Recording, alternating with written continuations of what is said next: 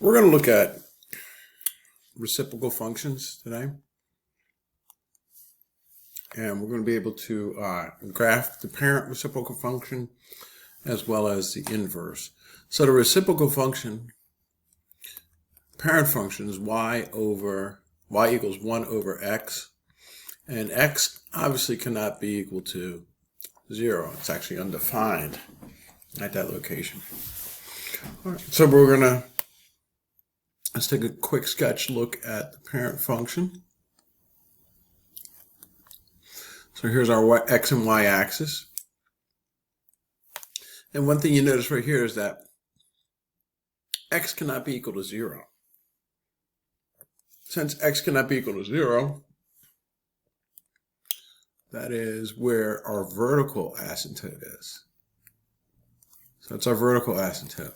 So wherever the denominator, okay, we make it equal to 0, that's our asymptote. So that's our vertical asymptote. So our VA is where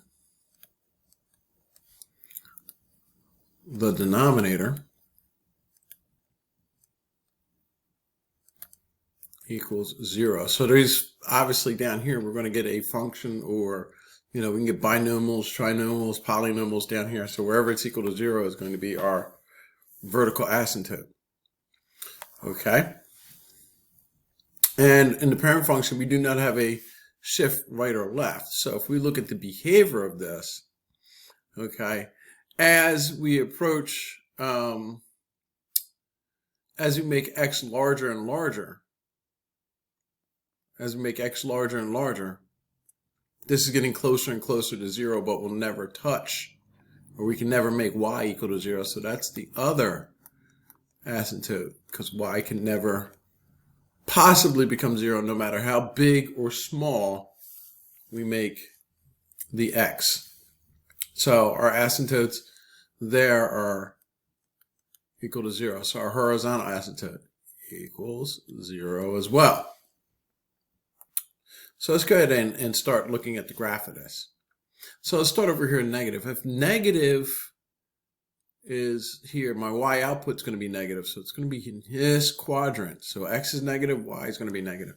If I make x really large, y is going to be a really small negative number. So x is a really large, like negative 100. This is going to be negative 100. Obviously, we're not going out that far. But let's come in a little closer.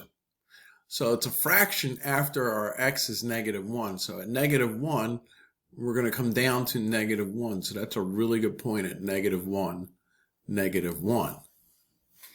And on this side, as we go larger, it becomes a fraction. So if we're at 2, it becomes a half. Okay? And now if we're at 1/2, this becomes 2 here. So the sketch of our graph is like that.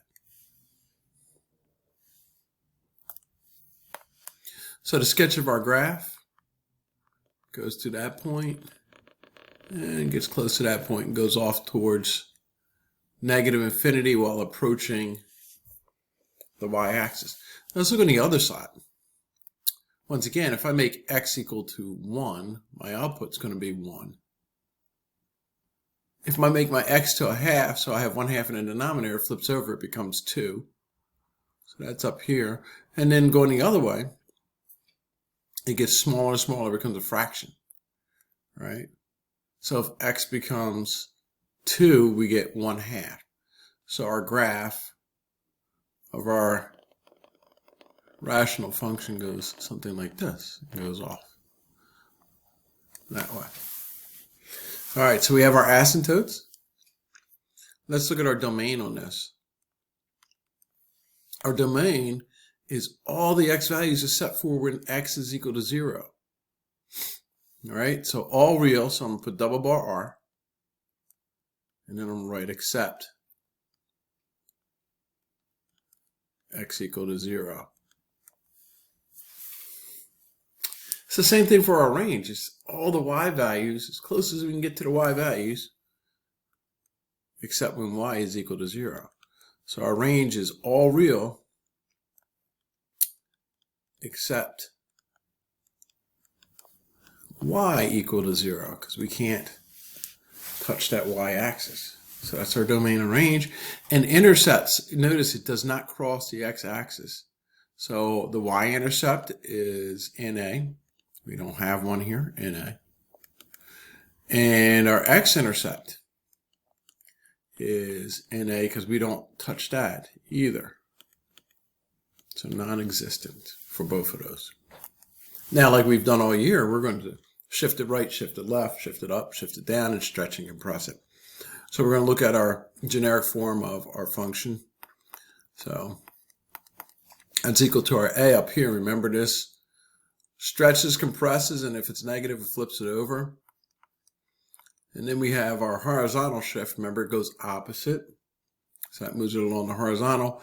And then we have K, which is our party. Kicking it up or kicking it down. So it moves it up or down on the graph. So let's look at an example. So we're looking at our simple example here. And we're going to go ahead and list it out. So A is equal to 8 in this case. So we have a stretch of 8. H is equal to 0. And K is equal to 0. So in this format, those are our asymptotes. And then we have a stretch. So let's look at it on our coordinate plane. We'll go ahead and graph it, and then we'll talk about our...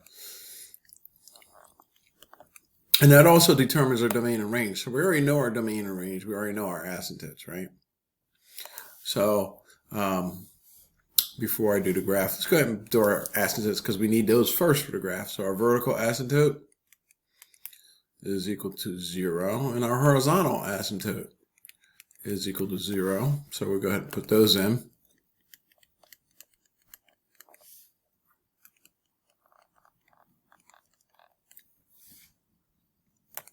All right, so now we need to look at our graph. We have a stretch of 8. All right, it doesn't flip over, so when we are at 1, so if we put in 1 for x, we get 8 out. So it's going to be way up here at 8. So that's going to be 8 all the way up there. This is at 1. Okay? So if I make it 2, it's going to cut it in half down to 4.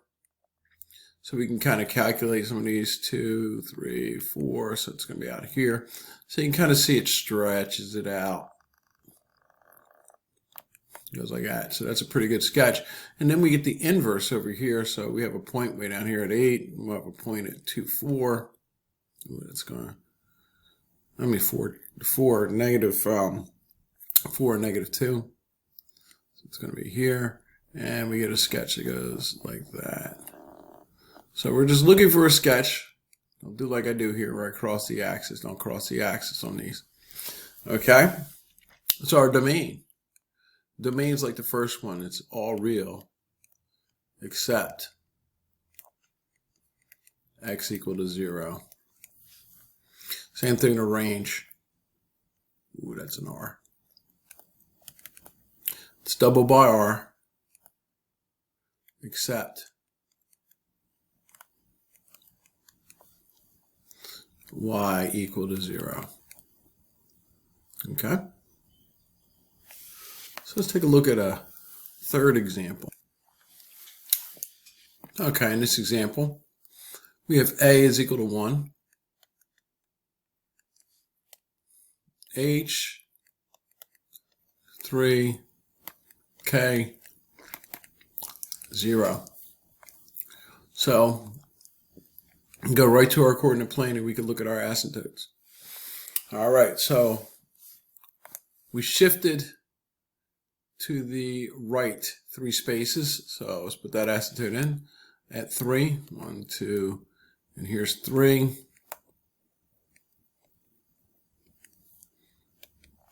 So our asymptote went in at 3. Extend this a little bit. Asymptote goes on forever. Okay, we did not shift up or down. K is equal to 0, so that is right on the x-axis. So our horizontal asymptote is equal to 0, vertical asymptote is equal to 3. So you treat this like this is the new origin at 0, 0. So I took care of the shift. So now when I graph my points, if I go 1 to the right, I'm going to go 1 up because I don't have a stretch on it, right? So it's like not even having that 3 there. We already took care of that. So 1 to the right and 1 up. So we're at 4, comma 1. You can plug in the values if you need to. Okay. Now, if I go to 5, it's going to be 1/2. If I go to, what's this going to be? This is going to be 3.5, right? That's going to go up to like 2. So it's going to be up here. Okay. And we're just looking for this curve. So I definitely need this 1 here. That point is a must. I'm going to narrow on that. So that point is a must. Okay, so now it mirrors across. So if I go 1 to the left, I got to go 1 down because now it's on the negative side there. Okay, and it kind of mirrors. So we're just going to get our sketch, and we're going to get through that 1 must point and bring it down. There it is. Okay, so we can talk about domain and range on this. We can also talk about our y-intercept on this, right? All right, so you have your asymptotes. Domain. Domain is everything except for, and I'm going to do this one a little bit different. We're going to do this one in interval notation. So it starts at negative infinity, and then we're going all the way up until 3. Do not touch 3, so we're round, and we're going to union, and we're going to go from 3 to infinity. Right, so that just leaves 3 out of the mix. So it's all real except for 3. Range. Range in this case, we're going to go from the bottom of negative infinity, and we're going to come up to 0, not touch 0, and then on the other side of 0, we're going to start again and go off to infinity.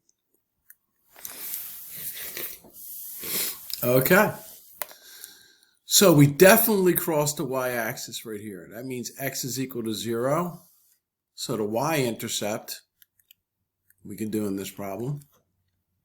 And in this case, we're going to have the point 0, because that's where x is equal to 0, negative 1/3. So all I did was put in 0, and then we have negative 1/3, and that's my intercept. All right, our fourth example. Put a coordinate plane in. We are shifting up 4 spaces. All right, so let's say no h, so we're not moving left to right, so our asymptote is going to be right there on the y-axis. So it's y equals 0 for my vertical asymptote. My horizontal asymptote now moves up to 4. We'll call that at 4. Okay, we don't have a flip or anything going on here, so we're going to be in this quadrant and we're going to be in that quadrant. All right, so now let's take a look at what happens. If x is made to be 1, we're going to be at 5. So that point is something like that. And, you know, we come down if we go over 2 here, we're at 3.5. So you can kind of see this graph is going to go like this. Let's look at the other side over here. Okay, so if we go to 3, because that's 1 down from 4. If we go to 3, we're going to be at 3, well, actually we're at negative, so be careful. So if we go over to negative 1, not 3, I said 3. If we go over to negative 1, we're going to be at 3. That's what I meant to say. So negative 1 and 3. And then you can see if we're at, you know, negative 2, we're going to be coming closer and closer to 4. So that would be like 3.5. So it's up here somewhere. So you can kind of see the sketch of the graph. It goes like this. It's kind of a mirrored image on a 45-degree there, so we know it's looking right. Okay. So domain. Domain is everything except. So it's double bar R. Except x equaling to 0. Range is everything, double bar, except y equaling 4. Y cannot equal 4. And we should put not equal here as well. Okay, so that's my domain and range. My intercepts, well, I don't have a y-intercept. I only have an x-intercept. So let's go ahead and find that x-intercept. So there's some work to find the x-intercept because our f of x is equal to 0. So 0. And that's going to be equal to 1 over x plus 4. So see what happens here is we're going to move the 4 to the other side. So it's going to become negative 4 is equal to 1 over x. And if you look at this, we're going to kind of do a cross multiplication here with the x. So we're actually multiplying both sides by x. So what we're going to have is negative 4 x equal to 1. And then I have to divide both sides by negative 4. So x is equal to a negative 1/4. So my y-intercept is going to be at negative 1/4, comma 0. And that would be my x-intercept. And y-intercept is an asymptote on the y-axis, so there is no y-intercept.